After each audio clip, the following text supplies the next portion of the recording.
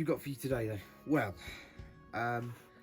as you can see in front of you, this is the Italeri 1/35 scale Easy 8 Sherman Fury. It's coming along nicely. We're getting the details and the shading done now. I'm not sure how well you can see that. You can see it's a bit shiny. I have been using a bit of hairspray. Just do that. A bit of hairspray over the stuff I've done because I've been putting on weathering powders, and it seems to work just fine. After this, once all the detail work's done, I'm going to be going over it with a matte spray finish, and yeah, then it should be done. So it's coming along nicely, I think. I've got all the bounce marks and the soot or ash marks, whatever you want to call them. I'll show you where you can see the back there. But because the pictures of like the stills of the film and screenshots that I've got from the film aren't terribly clear, all I've done is just done what I think you can see in those pictures and sort of my representation of the scene in the film. I'm very happy with how it's turning out.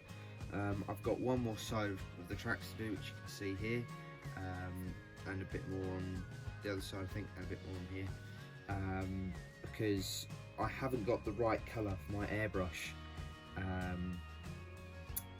to airbrush it.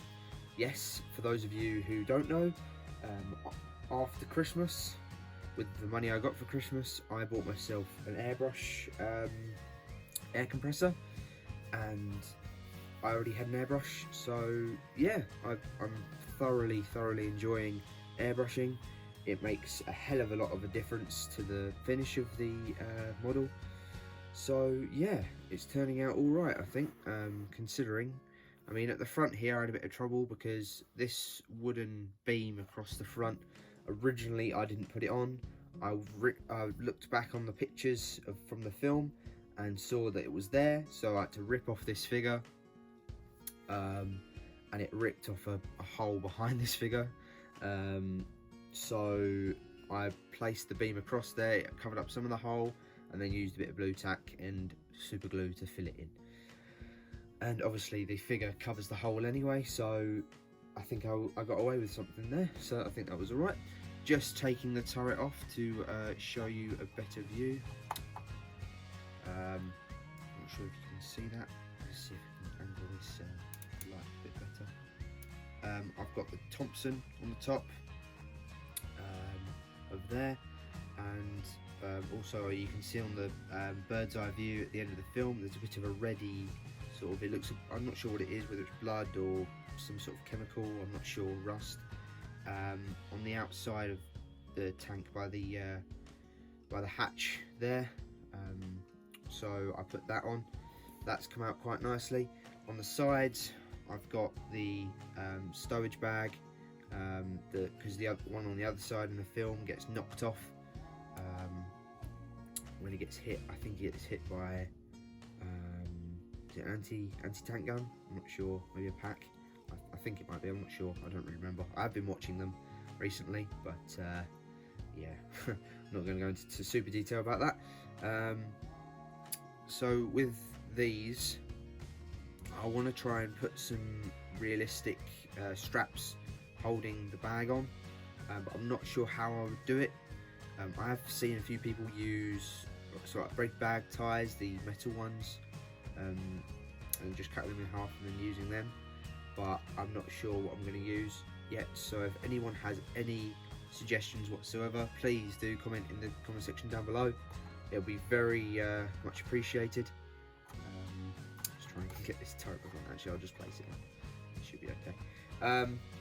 So yeah, as you can see, I've done the bounce marks, and if we turn around, obviously you've seen this before, the 88 bounce mark where the 88 shell from the Tiger bounced, which is up to discussion whether it should or shouldn't.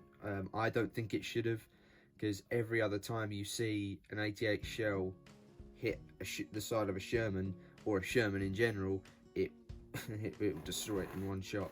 And the armour of the Sherman is so thin, it probably would have just killed it outright. But obviously, it's really the hero of the film, so they couldn't destroy it before the end. But yeah, I think she's turning out all right. I've got the numbers on the sides now. I've got to add, if I can find them, one second. I've got to add 2 packs of 50 caliber bullets. There's 50, I think it's 50 or 25. I don't know, it doesn't say. No, it doesn't say. But I think it might be 25. But I might get a few more packs of these because, as you can see in the end of the film, there are loads of 50 caliber bullets on the top of the tank at the end, and also taking the turret off again, on the 50 cal gun, the ammo box is full of bullets on the model, but if you look at the end of the film, there's still some bullets in it, but not a lot, and I don't know how I'd represent that. Whether I'd have to cut out with a Dremel the existing molded bullets, or if I might just leave it. But yeah, so as you can see here, you got the single bits of track that you see on the side of the Fury. The ones that came with the kit, which I'll show you quickly now. I did take one up. Here we go. So, if you can see that, that is a plastic part that came with the kit. That is not the right type of track. They don't come with the plastic ones for the Fury. So what I've done is I've got an offcut of the bit of rubber track that I cut off for the track being blown up, and just cut a section off of that, weathered it up with some weathering powders and a bit of black paint, and they come out really nice. I'm really happy with them, and stuck them on with a bit of super glue. So I think they look quite good. As you can see on the front, there's a bit of changes with the German on the front. You can now see a rag over him. In the film, they put American coat over him and then set him alight. So I've put that piece of tissue there to represent that. But yeah, so far so good. Actually, one more little detail that I've added. If you can see there, that 30 cal. I closely examined the picture, and you can see a 30 cal on the floor next to the tank in the film. This isn't in its finishing position. I'm still working on it, as you know, because I've got to add some broken off bits of wood where it had the log armour on either side. At the back on the floor, I've got to add some like fuel canisters that have fallen off during the battle, and a bit of rope. Oh, sorry, my hand's in the way. A bit of rope going from there and just sort of tying it round, because in the film he didn't take the rope off, obviously, to get everything out. He just did it. Just took it all without undoing the ropes. The rope was still there. The only thing I'm not sure about, which I did make a mistake on, was the steel. I'm not sure it was steel, but it's the wire that goes from the front to the back. That is in the picture. The one that came with the kit broke. It wasn't very good. I wasn't 100% sure where it went, and I checked the picture earlier, and I finally found out it goes from the front to this back bracket there. So I will be looking for, hopefully, either looking for a metal one online and adding that in, or leaving it. I'm not 100% sure what I'll do yet, but yeah, there's still a few details to put into it. It's coming out really well. I'm really happy with it. I was a bit nervous with the black and white camo scheme. Let's just come off. I'll glue that back on. It keeps on coming off. I might just glue that on last. So I was a bit nervous with the black and white camo scheme. So what I've done is just done what I think. I've put the black soot everywhere. The only thing I was sure about was the bit on the barrel, and obviously the bit on the front of the mantle. So yeah, I've just done a light dusting of black everywhere, and then I've got to do the bullet the bullet ricochet marks on the front of the mantlet. Sorry, not mantle. And the front of the actual tank itself, and a few bit on the around the sides. Only thing I haven't added because I wasn't sure where it went. I know it goes at the back of the turret somewhere, probably around here.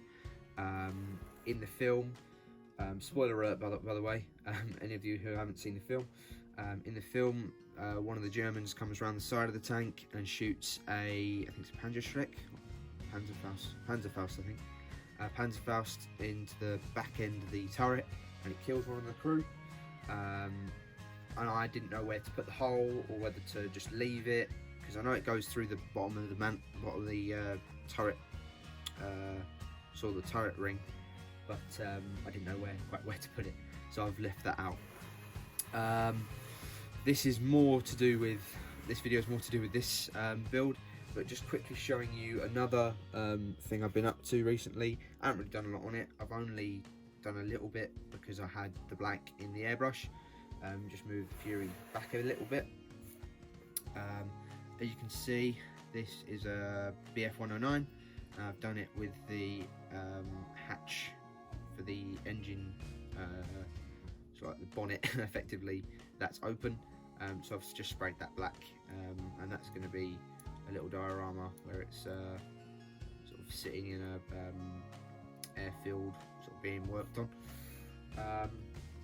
So yeah, that's pretty much it for this video. Thank you guys for watching. I hope you enjoyed it. Please do like, comment and subscribe if you did like it. And yeah, I will be seeing you guys in the next one. Keep on modelling. Have a good one. Bye-bye.